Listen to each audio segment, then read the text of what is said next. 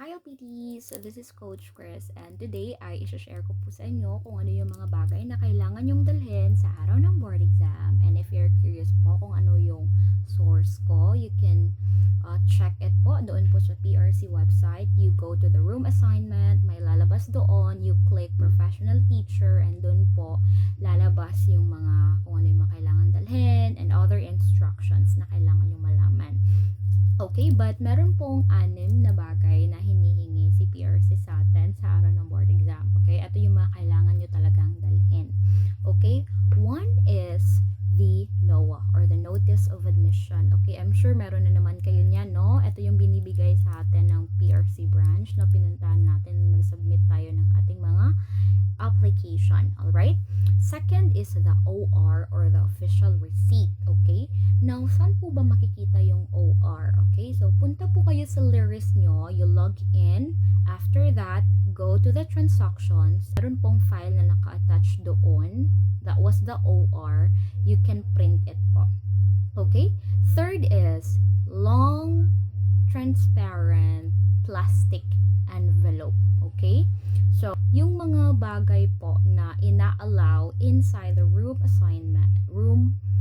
examination room ninyo ay doon po siya nilalagay sa plastic envelope. Fourth one is the one long brown envelope. So, kung may plastic envelope, meron rin po tayong brown envelope. Okay? Yan. So, yung iba kasi, naghahanap sila nung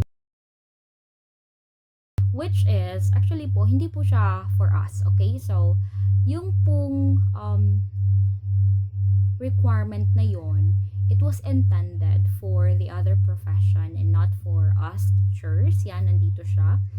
Alright, so wag po kayong mag-alala kung saan kayo hahanap nun. Okay, yung ginagamit lang po natin is long brown envelope. Okay, isa lang po. And panglima is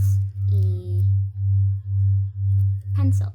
Alright, now dapat po, you can bring 2 or more pencils. Basta po tandaan nyo, it should be number 2. Okay, just like this one, number 2. Now, yung ginamit ko is this pencil po. This is Mongol. Yan. And number 2. Alright? Yan. And the last one is a ball pen. Okay? Ball pen na may black ink. Okay? So, bawal po kayo magdala ng or gumamit ng ball pen na may iba't ibang kulay. Okay? It should be black only. Alright, now, another question is that, Coach, may ibang dinala ka ba aside doon sa pinapadala ng PRC? Yes, I did. Of course, yung mga pagkain, and you have to make sure na yung pagkain nyo, yung lalagyan ng mga pagkain nyo, it's transparent. So, ilagay nyo siya sa container na transparent.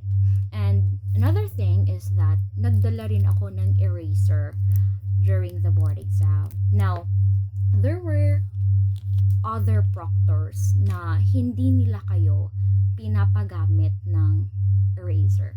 Okay? And I understand it kasi in the first place, hindi naman siya sinali talaga dun sa kung ano yung mga kailangan mong dalhin. Alright? So, however, may mga proctor na parang hinahayaan lang kayo na gumamit ng eraser. Basta you have to make sure na tatanggalin niyo yung mga ganito, yung parang cover niya. Alright? And you are just left with this one. And by the way, sa mga nagtatanong, this is the eraser that I used. It's a Faber-Castell. And as you can see here, we have special eraser for examination. And sobrang linis na to gamitin. That's why I chose this one. So, kung malapit lang kayo in Medellin area, I can give this eraser to you. Hindi ko pa to nagagamit. And yung ginamit ko sa board exam, meron pa rin siya, no? Kasi sobrang, ano lang naman, no? Hindi naman tayo ganun ka grabe gumamit ng eraser. So, yun na nga po, teachers. So, that's it. And next video will be the don'ts or ba yung mga hindi nyo po dapat dalhin sa board exam. That's it. And thank you so much. I hope you've learned something.